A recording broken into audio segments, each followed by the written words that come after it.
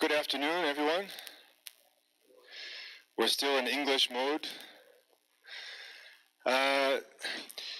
This class isn't here today and probably next week, but keep an eye on your emails because the PRPPG is still organizing rooms. So I apologize for you having to go from the other building to here if you had to do that this morning, or any confusion that may have caused. Okay. So today we're going to be talking a lot about the English language itself. Last week we talked a lot about how English wasn't the most important thing in publication, but today we're going to talk about English as being the most important topic today. The reason for the focus on language today is I kind of want to get that off the table because you're going to have questions about the English language again and again and again, probably. And I want to deal with this now so that you can focus on what I believe are more important issues regarding the genre of the academic research article. So today we're looking at the most common errors. Sorry, it's not IMRaD today, that's next week. Most common errors. And then we're going to start already next week, start planning your article. And we'll talk a little bit about that shortly. First, I asked you to fill out a questionnaire. And a couple of interesting things. First of all, who here is from Setor Ciências da Saúde? So you guys are the champions. You win the questionnaire.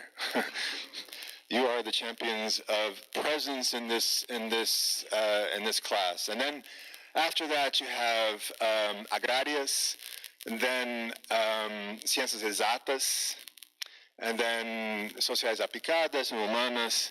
And is there anybody here from jurídicas? There's one person here on this graph. It seems every year Jurídica sends one representative for the entire sector for this class. So you have a lot of pressure on your shoulders. You can't quit. Whoever you are from Jurídicas, you cannot leave this class or you'll have no one. Now, there are many possible interpretations for this. One obvious one is that maybe this graph reflects, to some extent, the relative pressures that those sectors feel within their student bodies. But there, of course, could be a lot of other explanations as well. You are more doctoral level than master's level. There are more future PhD candidates here than MA candidates. And I also asked you if you have data collected, and almost half of you so far say that you still do not have any data collected, that you haven't collected data yet. That's okay. That's half of this class. So if you don't have any data collected, you're not alone.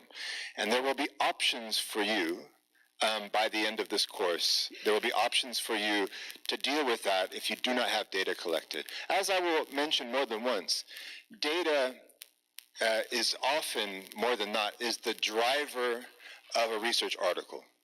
It's the sine qua non of a research article in many cases, in most empirical studies. But there are other options for you to do it. But the most important thing is that you finish this course feeling that you are more familiar with what you have to do. And the best way to do that is for you to go through the experience of actually trying to write an article in this class. That's why we do that in this class, is that you, by the end of this course, that you have gone through the experience, you've really felt, as you say in Portuguese, to sentir na pele, what it is to write a research article. Okay. Regarding my apologies in advance to my orientandas who are here depicted in their photographs, I did not ask for your permission to show you. I know that you are probably watching this broadcast right now. But this is to illustrate what some of you will have to do still. Many people have asked, okay, so I should have the involvement of my orientador, the involvement of my advisor in this class. How does that happen? Well, what your advisor will see is this. This is what I, the advisor, I see this when I go into my SIGA. I see that these two people, the one on the left is a master's student, the one on the right is a doctoral student, and at the very top it says, "Há solicitações de matrículas aguardando a prova." Now, there's no little magical fairy that comes down from the sky and taps your orientador to do this. You will probably receive an email, if you haven't already, saying your orientador or your advisor has not yet approved your involvement in this class. So you have to kind of sometimes remind your advisor to do that, and this is what they'll see. And they'll see at the bottom, aprovar ou recusar solicitações. And then they just have to click on a bunch of things. They'll choose yes or no.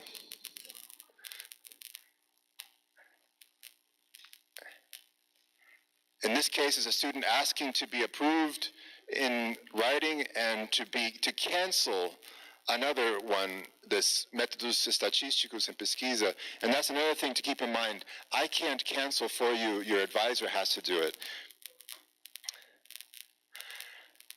Okay. At the very top of this screen here, you'll see that there's a Google link, google.go/slides, blah, blah. You can, at any point, you here in this auditorium, or you watching remotely from another location, you can send any question or comment at any time during this broadcast or during this class. And the fine people sitting here in the front row will be watching for that, and they'll interrupt me if there's anything urgent that needs to be dealt with. At the same time, you can also address questions through Moodle. There'll be people in the back here of this auditorium monitoring any questions that you have also through Moodle, to which they can also respond right away. For general questions after this class about bureaucratic things, like how do I cancel this class, or is it possible for me to leave for a few weeks and then come back, and that kind of thing. For bureaucratic questions, for example, how do I involve my advisor is not responding to my emails or something like that, I recommend the first email here, which is transversal@ufp.br. For things about this class, like when is the final assignment due? Can I use my master's dissertation to adapt that for an article in English for this class? These kinds of questions you can address to this email, which is the second one, prppg7000duvidas@gmail.com. Oh, thank you. Okay. So a few questions that came up from last class, which I'd like to deal with quickly now. The first question, will it be necessary to write a full article until the end of the semester? Yes, that's your final assignment. That's the final thing of this class. That's the final evaluation. And as I said before, I know that for some of you, for half of you, that may scare you, because you might think, well, I don't have a lot of data, or I don't have any data collected. Don't worry, we're going to deal with that. We'll talk about, next week, we'll talk about strategies to deal with that situation. Number two, the final work must be evaluated by the student's advisor, but some students have no advisor. What to do? That's okay too. There are some students who are doing not a master's degree or not a doctoral degree. They're doing something different, or they still don't have an advisor. Those cases are relatively rare, but if that is your situation, that's okay. Send us an email through the PRPPG Dúvidas email when closer to the time that you're going to start writing your article, and we'll deal with you, we'll talk about that situation with you on a case-by-case basis. Finally, number three, is it possible to publish translations in English of papers that have already been published in Portuguese? Well, not in this class. The answer to that question is, if you have an article that you've already written Portuguese, could you use that article in English? And the answer would be probably no, because probably no. You could also talk to me about it personally, and I could ask you more questions about that. But I kind of would prefer you to start more from scratch with this class. Not from scratch necessarily, but to try to really rethink an article, start more or less from a clean slate, not something that you've already developed so much. If you're talking, I don't know what the nature of the question was, but if the person is referring to, is it possible to publish translations in general about that have already been published in Portuguese and English? That's a very good question, and it raises issues of plagiarism, self-plagiarism in this case, and we will be talking about that in another class. So I prefer not to address this question right now if it's regarding taking a version of Portuguese and putting it in English, but I'll save that for an answer for a later date. Okay, now I also asked you to watch a video that was recorded last year, Mesa Redonda com Editores de Revista. And in a minute, I'm going to ask you to think about these questions, whether you disagree or agree. First of all, authors often send manuscripts to the wrong journal. Is that something that was discussed in the video, yes or no? What is new in the manuscript must be clear. Poor English is the most common problem, or authors often have problems with writing logically. For you to answer these questions, both here in the auditorium and if you're watching this on your computer, I'd like you to enter this website, www.menti.com, and enter this code, 813141, and you will answer these questions.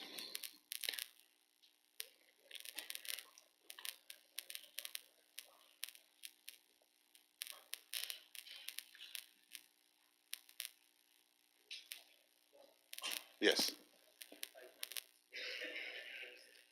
Okay.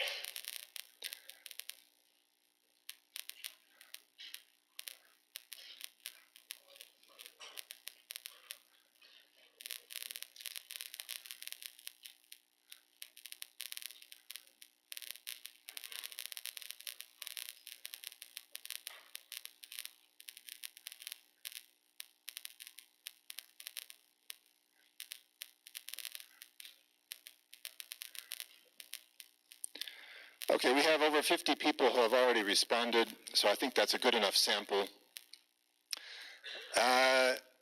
So, authors often send manuscripts to the wrong journal, got 3.9. This was something that was talked about by the editors as being something that was very common.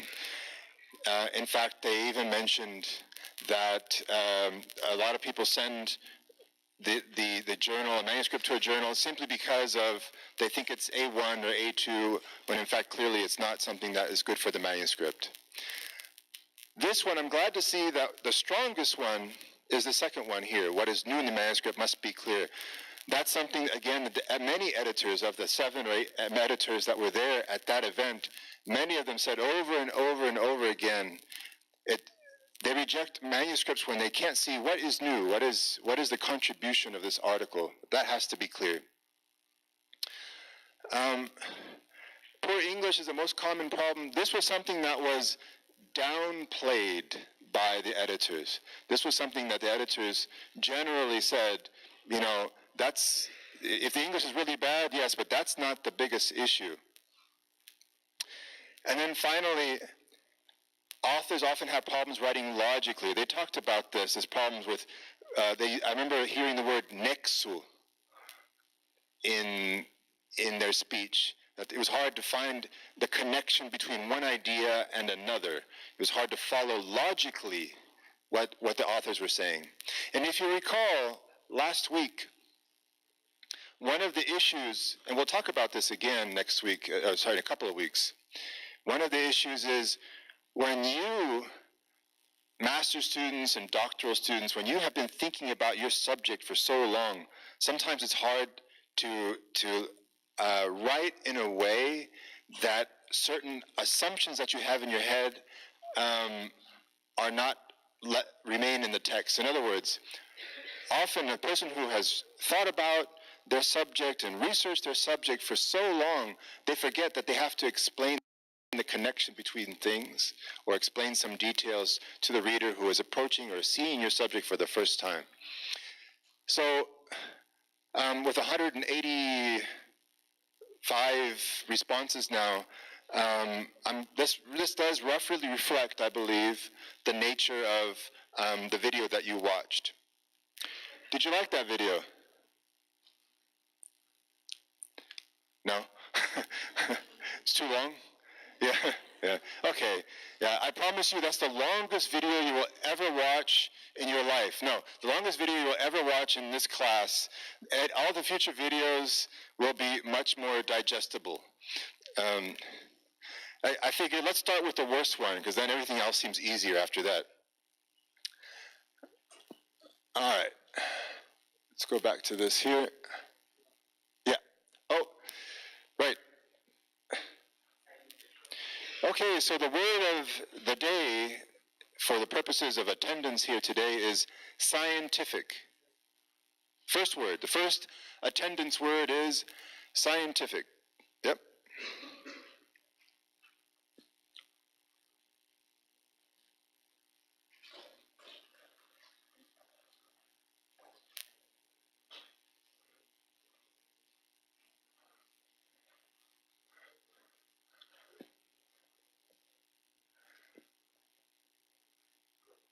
Okay. So, just to quickly read what your own words were, and I'm going to ask a speaker of Portuguese to do this. Will you read this for me? Yeah? This is your chance to shine.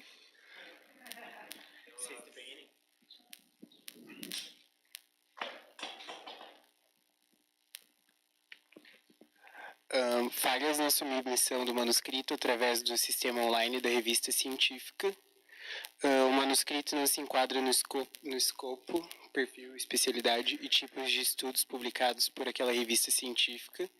Ou seja, muitos autores não leem os escopos das revistas que escolhem para submeter os seus manuscritos, como também não leem as próprias regras de submissão das revistas. Os autores não seguem as regras de submissão indicadas pela revista, ocorrendo casos onde os editores chegaram a receber dissertação por inteira para submissão, e não no formato do manuscrito. Muitos manuscritos apresentam um abstract pobre, pouco explicativo ou abrangente sobre a pesquisa realizada. A detecção de metodologias incorretas na pesquisa, sendo que a metodologia deve ser a parte mais bem explicada. Manuscritos com a escrita ruim, e muitas vezes o problema não está na língua inglesa, não havendo nexo, lógica ao realizar a sua leitura. Em certos casos, o manuscrito não agrega ao assunto pesquisado. Por exemplo, um tema já muito debatido ou uma pesquisa que não trouxe nada de inovador. Muitas vezes, o autor tenta, primeiramente, a publicação do seu manuscrito em uma A1, sendo rejeitado, tenta uma A2, rejeitado, vai para uma B1, e assim sucessivamente, diminuindo o nível qualis caps, fator de impacto da revista. Nessas mudanças de revistas, muitos autores não adequam os seus manuscritos às regras e normas específicas de cada revista, por vezes enviando um manuscrito com regras de A1 para submissão em uma B1, B2, entre outras. Thank you, João. And I think that provides a nice summary of what the video highlighted. And what they say in conclusion is, os editores sugerem que os autores leiam outros artigos já publicados para aquela revista que você quer antes de enviar, seu manuscrito para perceber o jeito dessa revista, conhecer o tipo de estudos que ela traz e verificar se o seu estudo se adequa a ela. And you're going to see that this is actually a very good strategy. I can only go, in this class, I can only go so far in terms of talking about generalities. General tips, general recommendations can only go so far in this class. And what you'll see is that then at a certain point, really you have to start thinking, all of you will need to start thinking about which revista, which journal, specific journal, do you think you're going to submit to? And think about making your manuscript fit that journal. So a different student said, Mateus, that was wrong. But do I have to start up? No, you can just sit there. Os motivos mais frequentes da rejeição de artigos em revistas, levantados pela maioria dos palestrantes são: trabalho submetido fora do escopo da revista, problemas na escrita acadêmica, linguagem estrutural, falhas lógicas em transmitir o conteúdo, desatenção ao cumprimento das normas da revista, erros metodológicos invalidam o trabalho, falta de originalidade e inovação no trabalho. Falta de clareza e objetividade nas contribuições que o manuscrito traz para a comunidade científica. Explanação de resultados disfarçada de discussão. Dificuldade em valorizar o trabalho sem superestimar a importância e limitações. Falta de zelo na formatação e na qualidade de imagens e figuras. Falha em responder adequadamente às sugestões e recomendações dos revisores. O problema com a língua inglesa não é o maior motivo de rejeição de artigos. Thank you, Mateus. Your Portuguese is very good. And I should clarify that I know that the video was very long, but I wanted the 8 or 7 or 8 people to speak there because it was kind of like I knew they didn't agree beforehand on what they were going to talk about, but I knew that probably they were going to talk about many of the same themes. And so this information that you see here isn't coming from me. This information is coming from a sample of different editors from different areas, from health area, from mechanical engineering areas, and chemical areas, different areas, not from me. And what they say, a couple of things that you've already seen, but a couple of things I like this. Explanação de resultados disfarçada na discussão. That's a common problem and something that we will talk about in this class, and it's something that reviewers complain about often. And the other one is dificuldade em valorizar o trabalho sem superestimar a importância das limitações. And there's a myth. I believe it's a myth among many scientists that if they talk about limitations, it's going to expose them and that it's going to weaken their study.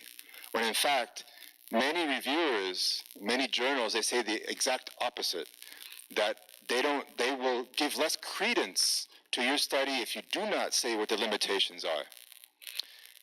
It actually will strengthen your study in many cases if you actually are aware of and you point out what limitations are in your study. And every study has limitations. There's no such thing as a study that doesn't have a limitation. And finally, the last thing, and the last time I hope I say this today, which is that English itself is not the greatest reason for rejection of articles. It's much broader than that. Just to quickly summarize the desafios that many of you brought from your own advisors. I like these things, these points raised. Compreender a sequência estrutural científica de um artigo, apresentar de forma clara a relevância do trabalho, deixar o texto com uma linguagem atraente ao leitor e, claro, tradução em inglês, frases mais curtas, termos técnicos e ordem do texto. This is from a different student. This is the words from their advisor. I'll let you read this yourselves.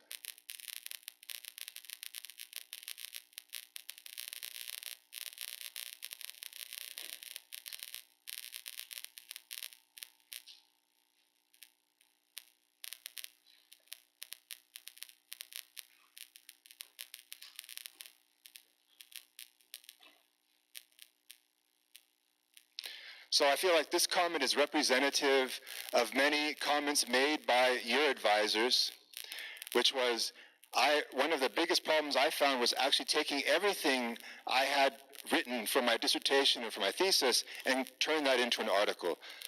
This is called re-genreing, creating one genre, which is your dissertation or your thesis, and then putting it into a different genre, which is the scientific article.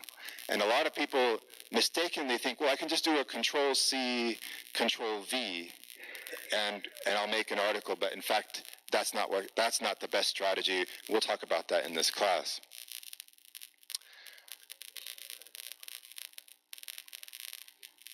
Here's another interesting comment I'll let you read.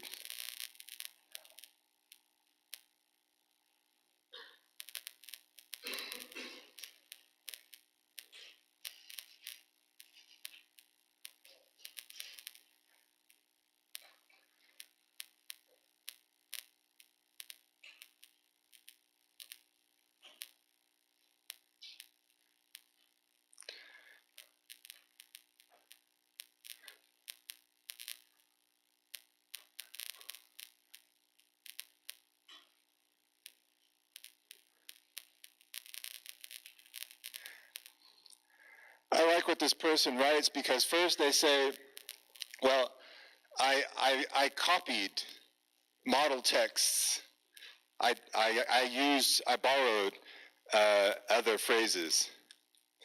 But then they say, well, I'm sure that was bad. They feel very guilty about this strategy because they say, well, I'm sure this was bad because I know that today that would be plagiarism. But back then, you didn't have Google Translate.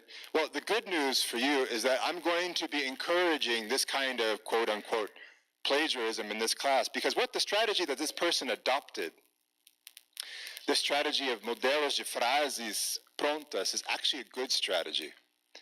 It's one that I adopt myself when I'm writing articles, academic articles in Portuguese. And you'll see that this is actually not a bad strategy. This is kind of good plagiarism. There's plagiarism and there's phrasal appropriation, and that's what this guy did. So I thought that was interesting. Okay, I'm going to skip this because we started a little bit late because of the change in venue. You can read this on the website. These are more interesting comments. But remember last week I said, one of the objectives of this class is for you to think about how you're going to tell your research story. Because really, just like any story, you have to engage the reader. Just like any story, it should have some kind of clear structure. Just like any story, the listener or the reader should know where the story is going. And in an academic article, this is the way the story is told, through something called IMRaD. Do you know what IMRaD means? Introduction, method, and results and discussion. Introduction, method, results, and discussion. Now, in your individual areas, there might be some variation in that, but this is sort of the prototypical, archetypical structure of a research article. You have your title, your abstract, and then introduction, results, method, results, and discussion, IMRaD. And within those sections, the journal itself, the journal editor, and the journal readers and the reviewers, before it's published, they're expecting certain elements within those sections. And there's a certain way, there are certain strategies to deal with those sections that we're going to deal with in this class. And they should all connect. Even though I talk about them separately, really one should lead to the other. So our aims here in this class, to remind you, is one is, the storytelling, as you see in the top left, to give you more confidence, as you see in the top right. But today we're going to talk about these tools. Today we're going to talk about a lot of tools that you can use on your own so that you can feel more confident about English language itself, especially questions to do with grammar. So today we're going to be talking about which are the most common, what I call surface errors. in the English language research article writing? And which tools can you use to resolve those errors, or even check to see if most common errors are present? Because this is going to happen to you many points when you read or when you're dealing with your grammar. If you read a grammar guide, this would be the expression that you have. So I want to work from specific examples. And I'm going to divide these problems into two types. One is problems that you can identify, diagnose, and probably fix yourselves. And the other kind are more subtle problems that you can use some help with. And today we're going to talk about how electronic tools can help you with that. I have this machine at home. Have you seen this before? It's a Roomba, it's called. It's this little robot that I set to vacuum my living room floor a few times a week, because my neurons are already being occupied by enough things, so I will forget sometimes that I should vacuum, and this thing, it does it for me. It doesn't necessarily do the best job in the world all the time, which is what you'll see today with some of the tools, but it's a good help. So I think it's sometimes good to let the robots do the work. All right, now you should get into something called Kahoot. Let me show you where that is. You will go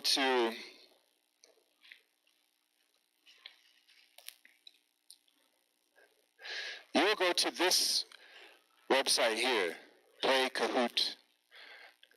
I'm going to go to here.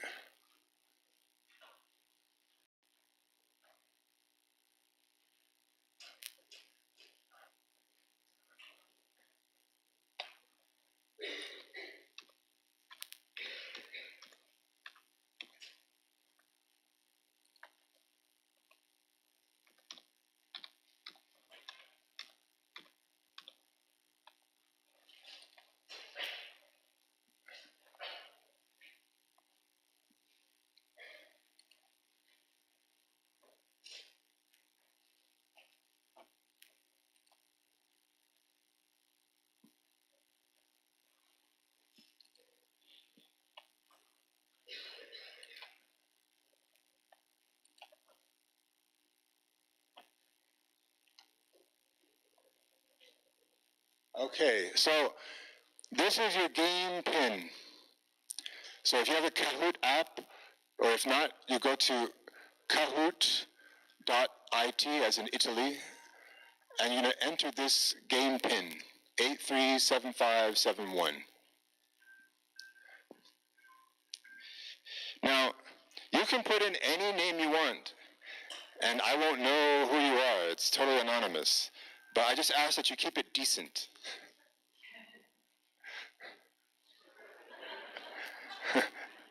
Kasho home. Oh, come on, you can be more creative than that.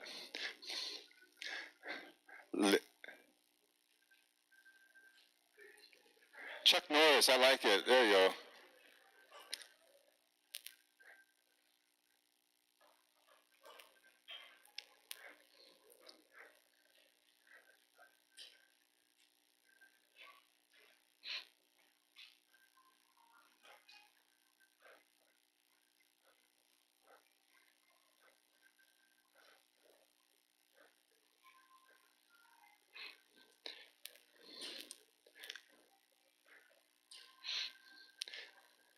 Sarna. Of course, this is live, so everybody who's watching this remotely also, you should be trying to get in.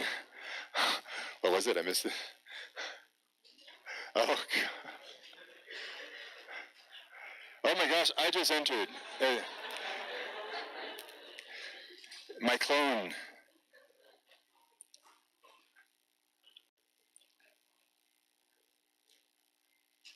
Eita. Thinker. We'll wait till about 150 and then we'll go ahead. Emoto.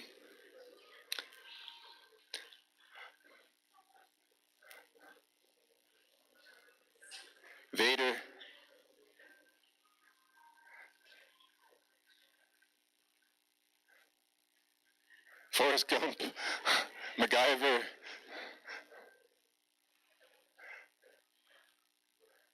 Okay, so I'm going to start it because we have over 150 people now. All right. Now, if you've never played Kahoot before, essentially you have two options or two or three options, and you just have to choose the correct option, like a test, within 30 seconds in this case. If you want, you can discuss with another person, your friend or whoever's sitting next to you, or if you're watching this remotely, whoever you're with. Okay, here we go. 6 questions, are you ready? Here we go. Which one is correct?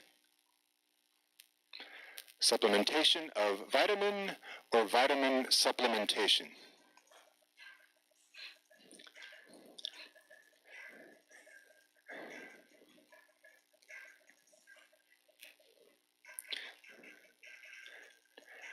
Ten, 9, 8, 7, 6, 5, 4, 3, 2, 1. Oh, too slow. All right, so most of you got the correct answer there. Some of you didn't, that's okay. I think maybe that was Ron Martinez who got it wrong here, I don't know. All right, next. Oh, there's a scoreboard. So William Lacerda got the correct answer the fastest. Is he here? No, he's at home with better internet access. That's what happened, is it? All right, next. Which one is correct? Occurrence of failure or failure occurrence?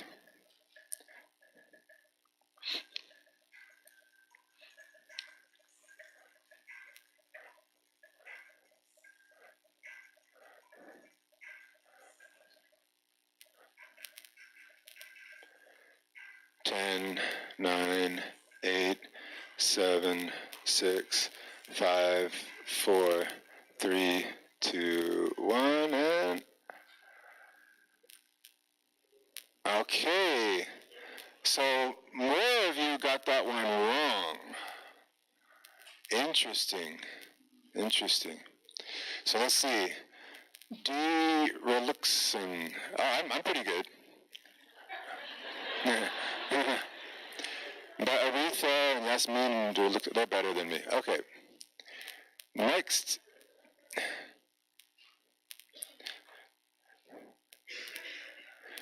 Which is correct? Demographic data were analyzed demographic data, or did it analyze demographic work?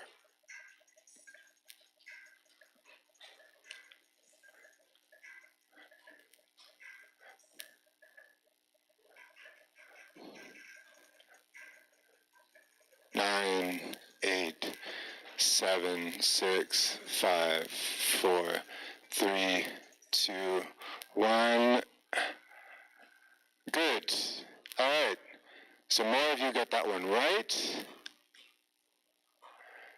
This guy is the champion right here. Are you here? Are you here? All right. Good job. Okay. Next. Which is correct?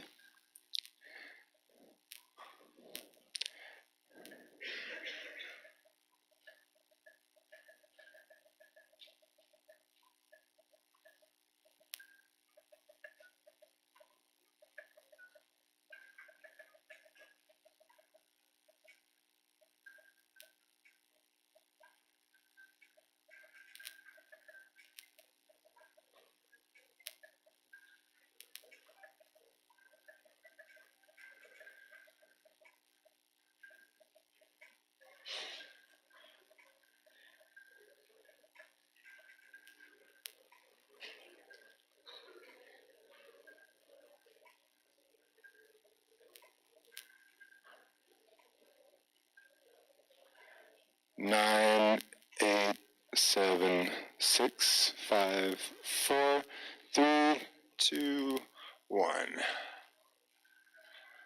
Okay, good. More of you got that one right. Again, our gentleman back there, still the champ, although I'm catching up.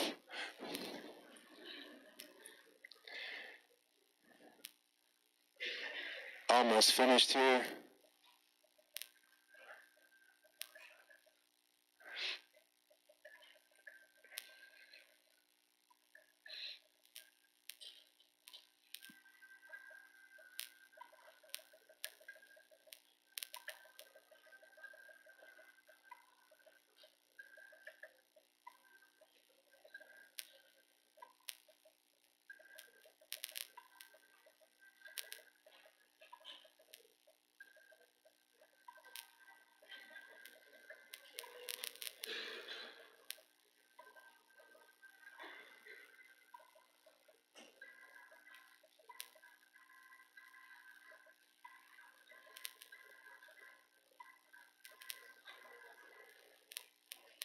Nine, 8, 7, 6, 5, 4, 3, 2, 1.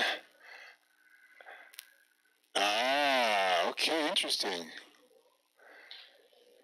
More people got this one wrong. Okay. Last one. Oh, I fell out. I got that one wrong. Last one. This one's tough. Which is the correct translation for a droga causou aumento nos níveis de sódio?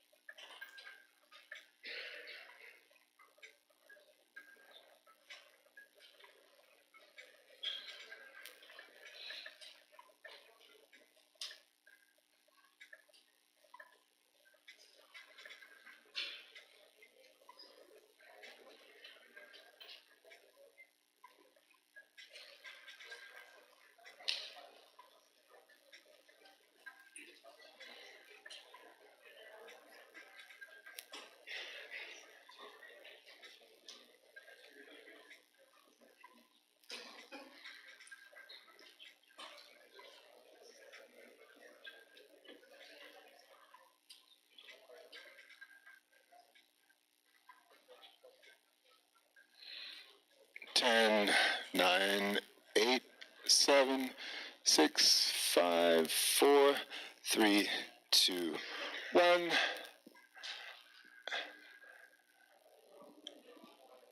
Wow, okay, an interesting dispersion here of the data. We have, most people agreed that this was wrong, but I mean, these are pretty close here, pretty close.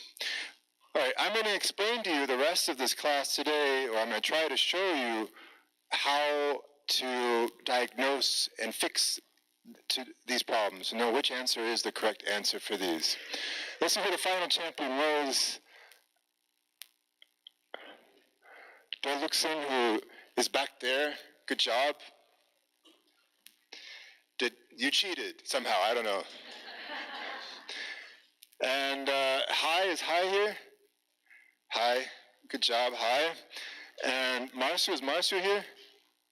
Wow, so the auditorium won in this case, but you know, remote viewers, you will have another chance another day.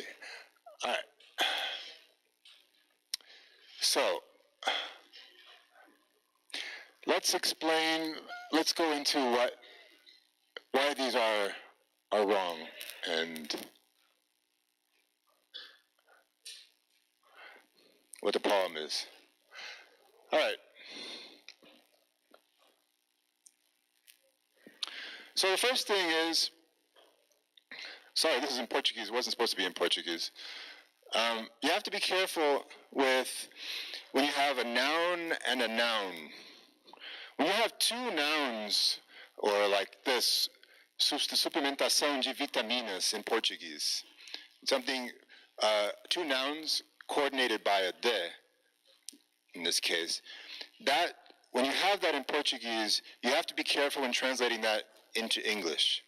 So that's something already a red flag to be careful about. Because, as you saw, supplementation of vitamin was wrong, but vitamin supplementation is correct. And on the other hand, ocorrência de falha, failure occurrence, was wrong. The correct occurrence of failure. Now, wrong here doesn't necessarily mean that it violates rules of syntax.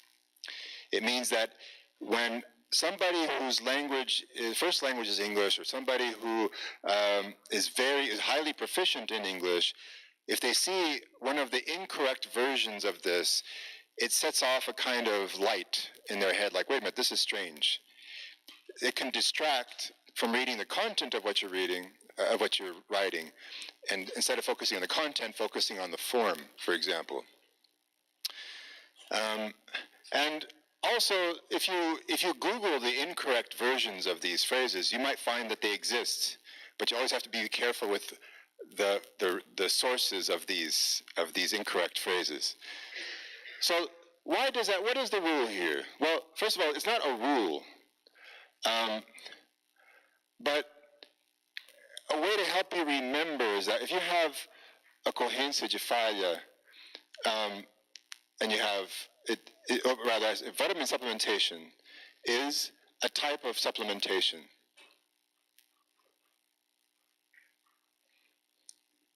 Ocorrência de falha is not a type of occurrence. Let me give you some more examples. Again, it's not a rule, it's something to help you remember, a mnemonic device. So a washing machine is a type of machine. It's a washing machine. A bookstore is a type of book. Or rather, a bedroom is a type of bed, a type of room. A bookstore is a type of store. A flash mob is a type of mob. Email is a type of email, electronic mail. Game show is a type of show. If you notice that the English language prefers what's called pre-modification of nouns.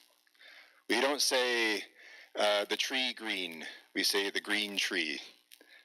We don't say the food delicious, we say delicious food.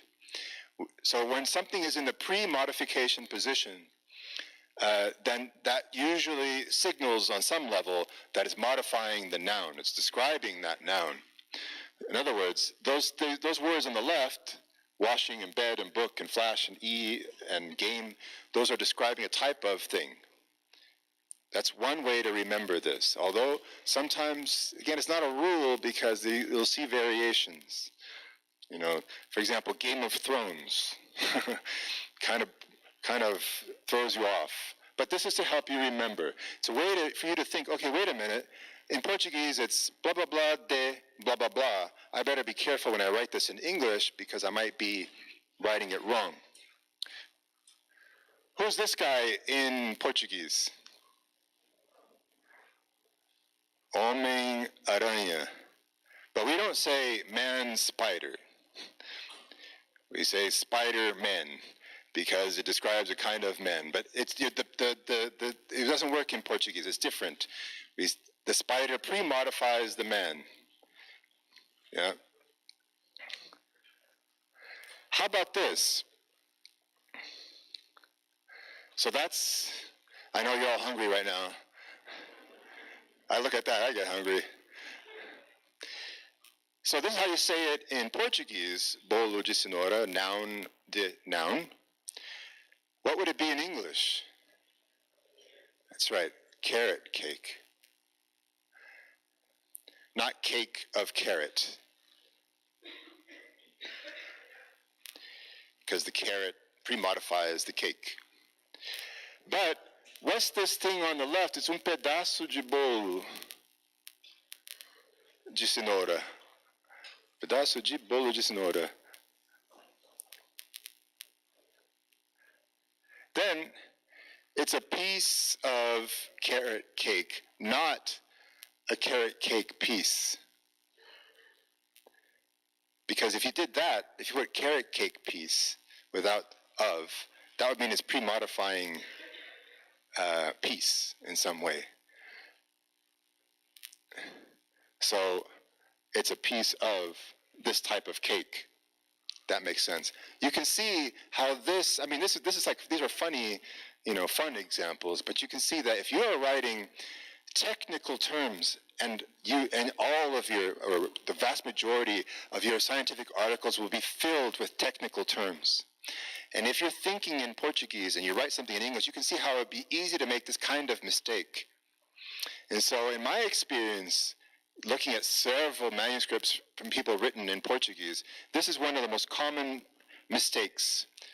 It can confuse the reader. Right. So we're going to play a little game now, a game show. Where do you think is the potential danger here? Look for the noun phrases.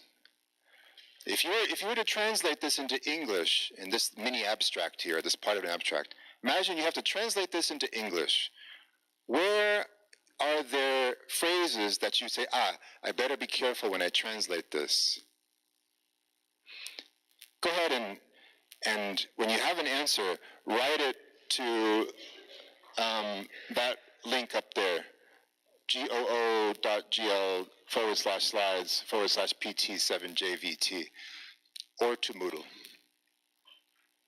Tell me when you have any answers.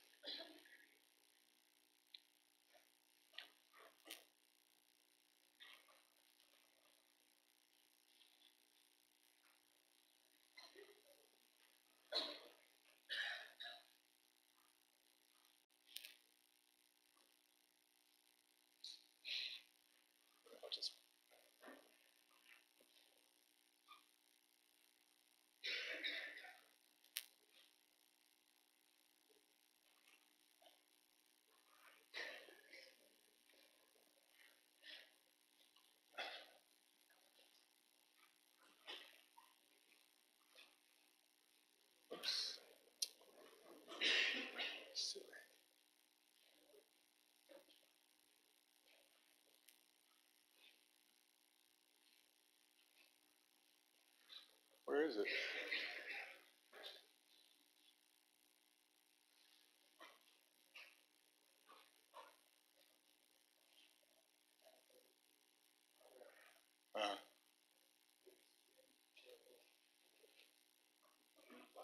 Here we are. I think I lost the connection briefly. That's what happened. Okay. So we have a few contributions here. Yes, usuários de álcool e outras drogas. That's definitely one of them. And then you have pesquisa exploratória de campo. Yeah, good.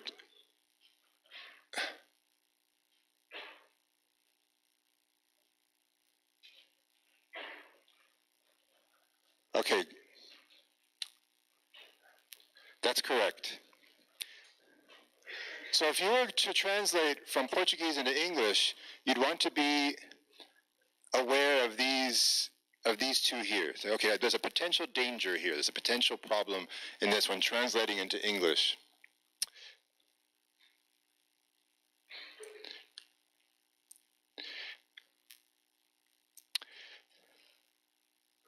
This is the translation from that article that was published in a Brazilian journal. And this is the translation of just the abstract, of that abstract. Do you notice what happened?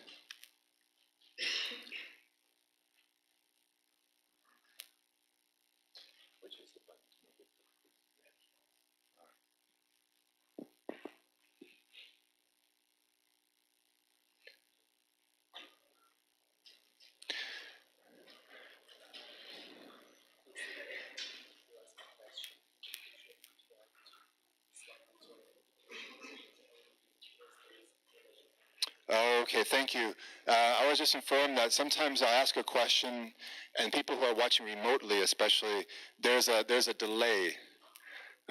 So I have to, sometimes I'll wait a little bit longer. Thank you for letting me know. So here you can see that there are a couple of problems.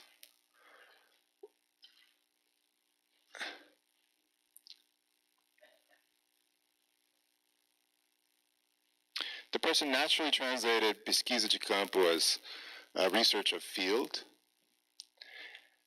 and alcohol users and other drugs also is another problem, but also for different reasons too. Would I understand research of field? Probably, but it would kind of make for irritating reading, because I have to think, okay, obviously they're not saying that they're researching a field, they mean field research. So, it's best to put your best foot forward, to always try to, give a good impression of your writing. That does not give a good impression. So how would you fix that if you were to use a machine to do that? Well, I want to take a minute to talk about the funny thing that you call Google Translation. Anybody here ever use Google Translation? Yeah, most people are ashamed to say, I use it sometimes.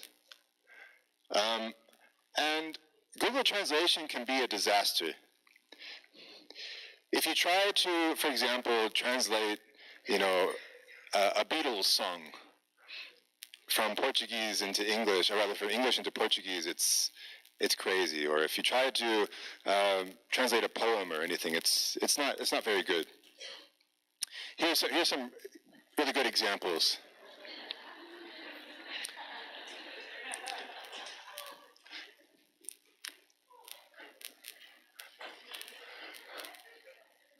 And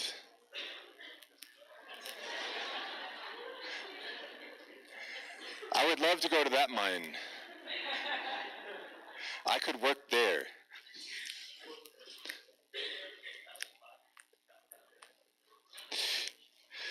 But, I laugh, but, Google Translate, if you put it in Google Translator, it actually doesn't do such a bad job. Why did Google Translator get it right? Google Translator gets it correct when it has enough, because what Google Translator works on, the free version, works on what's called statistical machine translation. So it needs lots of data in order to generate good translations. And good data and plentiful data these days come in the form of scientific publications. And so when you have lots and lots of data feeding a machine, in this case statistical machine translation, the translations tend to be more reliable. So apparently there is enough data to talk about queijo Minas that you get Minas cheese. Now, if you put pão com frios in Google Translator, you would still get bread with cold, because there are not enough articles, there's not enough data for them to decide any other way. The machine cannot what's called disambiguate semantically. It just says, okay, well, the best translation that I have, the machine says, is this one, bread with cold. However, if you add more data, and you put no café da manhã a pão com frios, then you'll notice that the machine gets it correct. This is the correct translation for that. Why did that happen?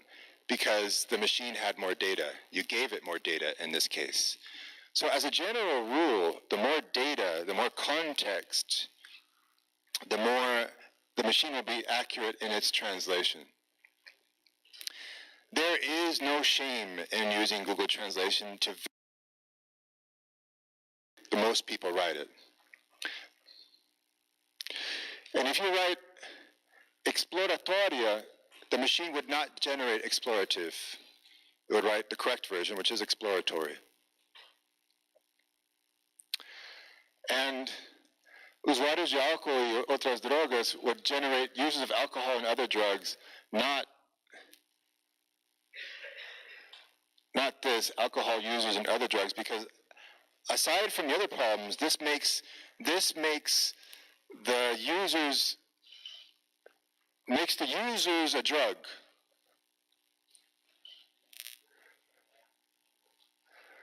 Alcohol users, therefore, in this syntactically, alcohol users are drugs in this phrase.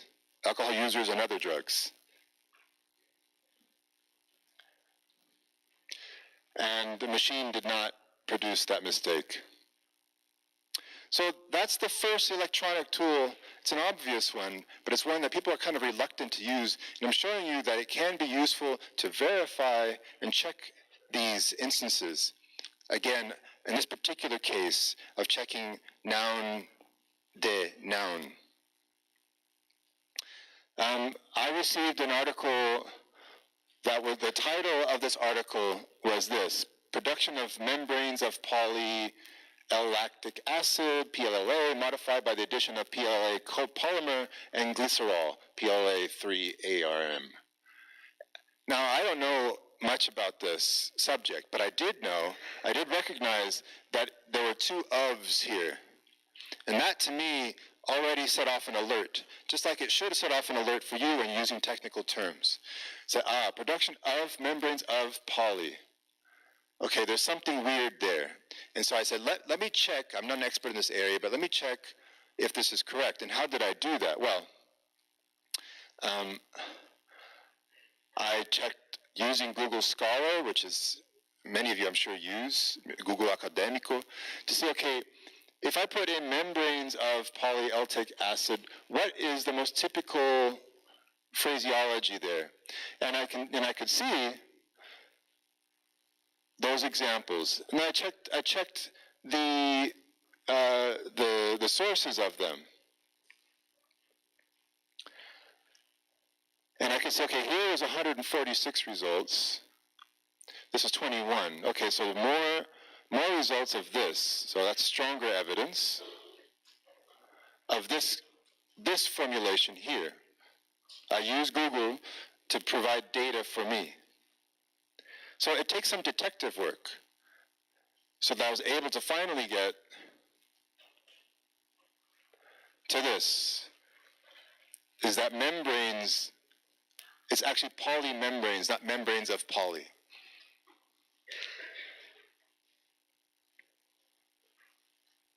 A little detective work. Okay. The other thing in the Kahoot quiz that you saw to be careful with are passive constructions. Analisados dados demográficos, were analyzed demographic data. That's wrong. Demographic data were analyzed. Passive voice is simply the realizou-se. You have the verb first. And what do many Brazilians do? They say, okay, well, then in English, the passive voice is, I just use the verb to be and then an ed or ending or past participle ending, and that's it. So were analyzed or was researched or was done. But that's not the way the English passive voice construction works. And so this is why you have this, which, if you look at the syntax, there's no violation of the syntax here. It was made in explorative, well, there is a little bit. It was made in explorative research. And that sounds very strange.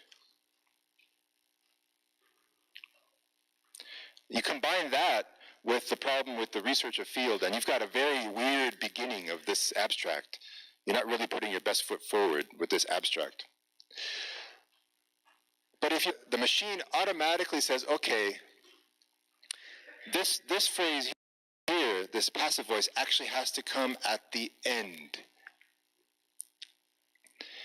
You'll never see Google Translate, or very rarely see Google Translate make that mistake, where the passive voice came after the object. Another one to be careful with is when you have verb plus adverb or adjective. So, esse tipo de análise dificultou a identificação. The correct one is, this type of analysis made identification difficult. Another one, geralmente o procedimento não afeta significativamente os dados. Generally, the procedure does not significantly affect the data. Here you see again with Google Translate, esse tipo de análise dificulta a identificação. You see, made identification difficult. You can't have the adjective come before. You can't have made difficult the identification. It comes, in most cases, after the object of the verb. Same thing here. Procedimento não afetou significativamente os dados. The procedure did not significantly affect the data. Not the version that you saw earlier, which is did not affect significantly the data. The adverb has to come before the object. Yeah. Oh, just a second. Wasn't it, oh, we didn't say that the first time. We said something else before. Okay. Okay, so the second attendance word today is research. Research.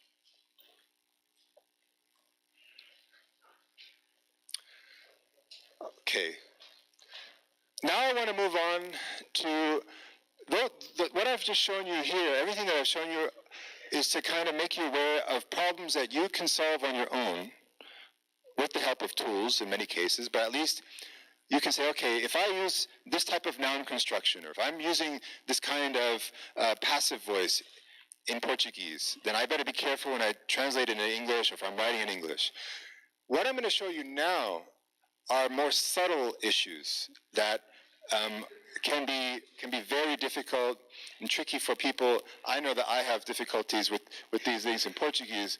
For example, prepositions. Prepositions still for me in Portuguese are very difficult, real problematic. English is no different.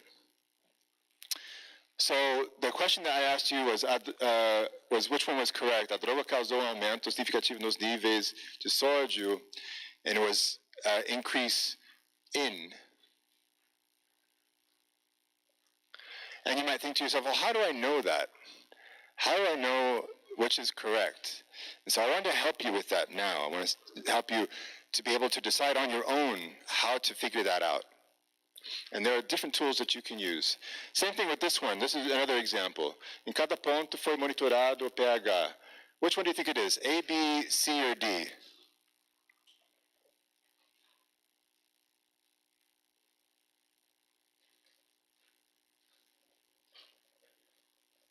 Who says A? Raise your hand. Who says B? Who has C? Who has D? Yeah, well, actually, the correct one, the best one in this case is D. Again, how do you know that? How would you know that? And this is where English can be very tricky with prepositions. So first of all, you can use Google Translate again. A droga causou aumento significativo nos níveis. And you can see that Google Translate gets it correct. That's one way.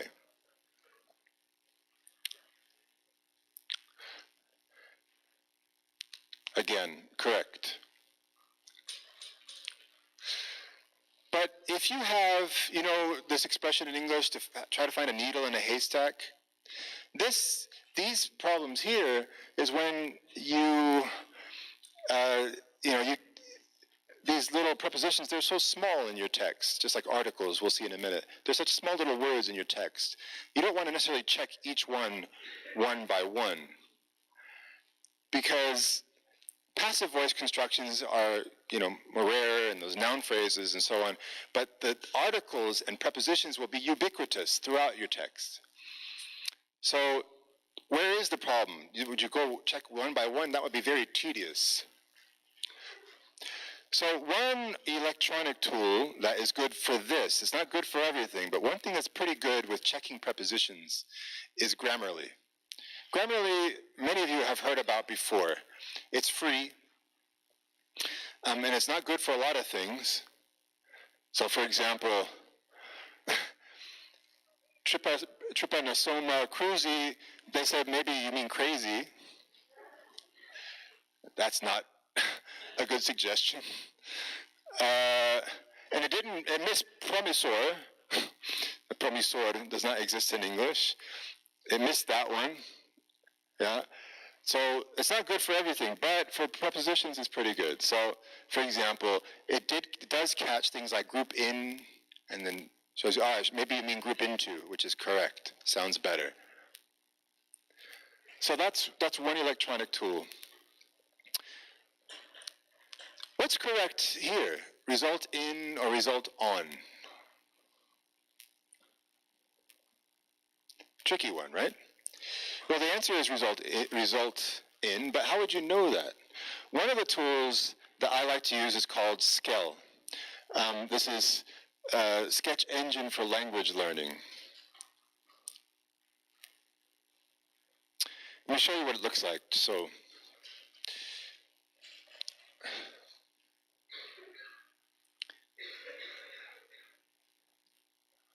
oh, and by the way, this is on our website.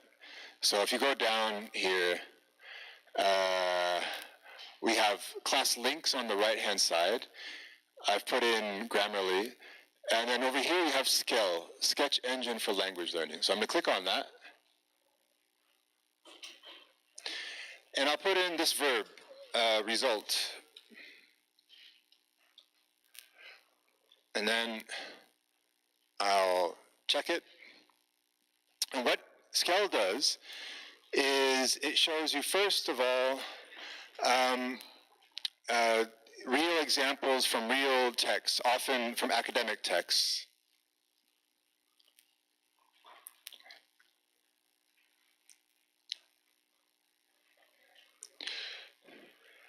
And then I can click on something called Word Sketch. And I want only to, in this case, I don't want noun, I want only verb. So I'm going to click on result as a verb. And what does SKEL show you? It shows you, first of all, words that are the subject of or frequently subject of results. So resulted in damage, result in injury, object of result. And then this here, this shows you that the phrasal behavior of that verb. And if you click on that, you can see many examples.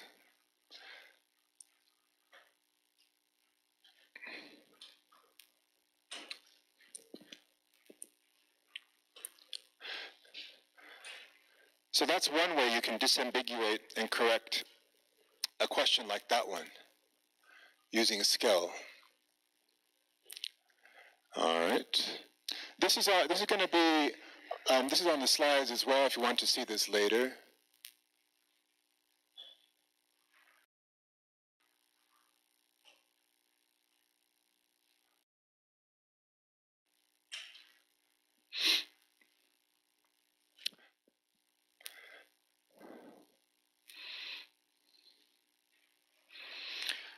The other one that is another like needle in a haystack, grammatically speaking, in your writing, is going to be articles. In Portuguese, of course, you have a, o, or uma, and in English we have a, the. You know this already. Here we have in Portuguese, a mistura foi preservada e usada como solvente para ajustar a concentração. And this here, the incorrect version, is really very common when Portuguese-speaking writers, but not only them, write something in English. They miss out this little bit of information here.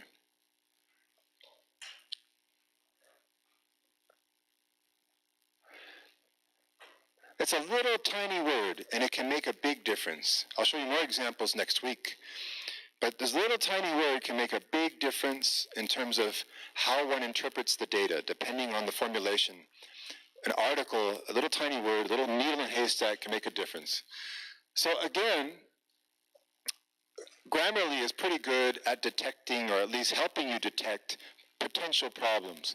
So here you have hepatotoxicity may be considered intrinsic and predictable above certain dose. And immediately Grammarly says, wait, do you mean a certain or the certain? At least it detected that there was an article missing there. And so that can help you say, okay, yeah, I need something there. And you can use other sources as confirmatory evidence. So if you put above a certain dose, you get 732 results. If you put above the certain dose, you get none. A little detective work. Finally, just to finish up, another one that Grammarly is pretty good at is agreement, concordância, I think is what you say in Portuguese, and gerund. So here you have a few mistakes highlighted in red. Such results shows that the vertices in C has, and these are real examples, more probability of become. And immediately Grammarly says, okay, you mean show because of agreement, and have because of agreement, and because of the preposition of the verb that follows has to have an ing ending, has to be a gerund form. And so therefore, Grammarly says, let's fix that, make become, becoming. Again, using electronic tools to help. Let the robots do the work. I've shown you these three already, Google Translate, Grammarly, Google Scholar. Last thing I'm going to show you today is something called a concordancer. Many of you have seen or heard of the first three, but most of you probably have never heard of this before, this last software tool called a concordancer. A concordancer is what I'm going to show you is a free one today that can take a large database of language and help you analyze that language inside that database. It's very useful in this context here because you can build very quickly and very easily a database of articles that are specific to your very specific area. You can build this language database, and you can use this as your own personal reference for your own specific area. So let me show you how to do this.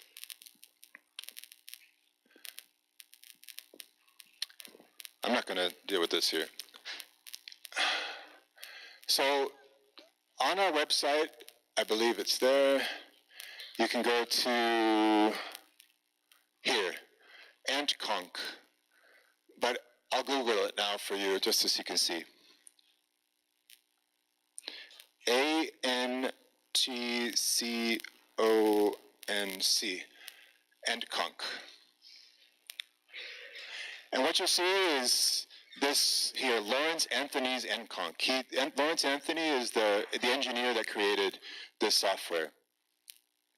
You click on that, and you have various options. You can download it in Windows, you can download it in Mac, you can download it in Linux. I think this is Windows, so I'm going to download it in Windows. I'm assuming it's 64-bit. It's very quick. It's not a heavy piece of software.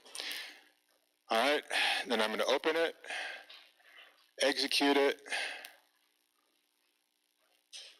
and this is what your window will look like. In here, as you'll see in a second, I will download files. And here you have, up here you have different options of things that you can do. I will explain a few of these in a minute. But the first one to focus on is this thing called word list. So I will upload a file. I've already created a mini corpus here of coffee articles. And this is something that's very easy to do. You simply take articles that are relevant in your area. Usually they're in PDF. You can freely online, you can convert them to text, TXT, text, so that's readable by the machine. And then you can analyze. So I'm going to upload this corpus, this very, very small corpus.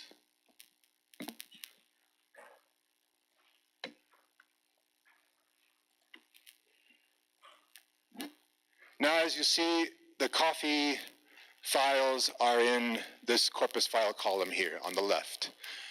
Now, I'm going to simply generate a word list to see which are the most common words in this corpus. So I'm going to hit start. And what you see is in the first 5 words, they are the most common words in English language. First, in all of English, if you do spoken English or written English, always the first word that's most common is the. In Portuguese, it's de, de. English is the. It's always the most common word. But then if you go down, you begin to see, because of the nature of the corpus, you see what are the most common words: coffee and roasting and beans and so on. What might the value of this be? Why would this be interesting? Well, obviously, you can do this from an English perspective, taking articles from your area to say, okay, what are the terms that I need to know in English from my area? Or you can do it also from Portuguese to say, okay, which are the words that are most common in my area and how do I translate them? There are different ways that you can do that. If you click on any of these words, you see more context. So you can see what the behavior is of that word in the original context. And if you click on any other word within, you can see the text in the original article, if you want more information. Okay, I won't go too deeply into the other tools. I would like to just focus on this one for now, because there's a lot of information for one day. But there are many other things that you can do, and as you can see, it can be done fairly quickly. All right, so to finish up today, again, this is on the website, on our slides for today, in case you want to see this again.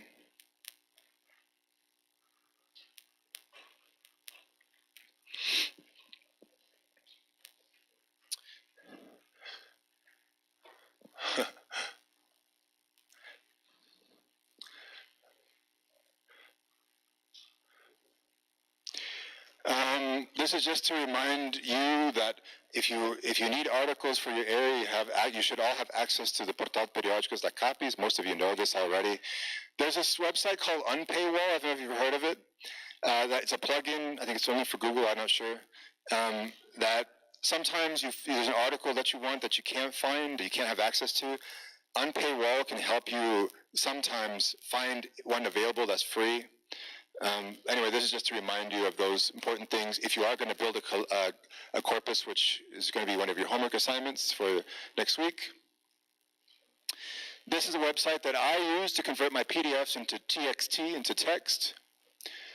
It's great. What's great about this website is that you can upload several PDFs at once and convert them all at the same time. All right, so that's my message for today is, don't be afraid, and you should make these electronic tools your friend. I've shown you today some of the most common issues, and that awareness is the first step. If you're aware of what the common issues are, great. But don't be afraid to use these electronic tools to help you work out the problems on your own. All right. So your homework, you have a task already in formative, which involves some of the grammar issues we talked about today, and also a task related to the building of your own corpus. There are two articles I'd like you to read. One is by Eliana Hirano. She's a Brazilian, but she researches in the United States, talking about research article structures, comparing Brazilian articles and non-Brazilian articles. An article of mine talking about the English language itself used in research articles. And then finally, this is kind of for fun, but it's kind of important as well, is I'd like you to watch a video. Now, this is not a 2-hour video. This is a video that's, I think, 3 minutes long, and it's on our webpage. Down here, right there. Subtext, tales of mere existence, just that. And that's it. That's our class for today. That's your homework for next week. And we'll see you in this room again next week. Thank you.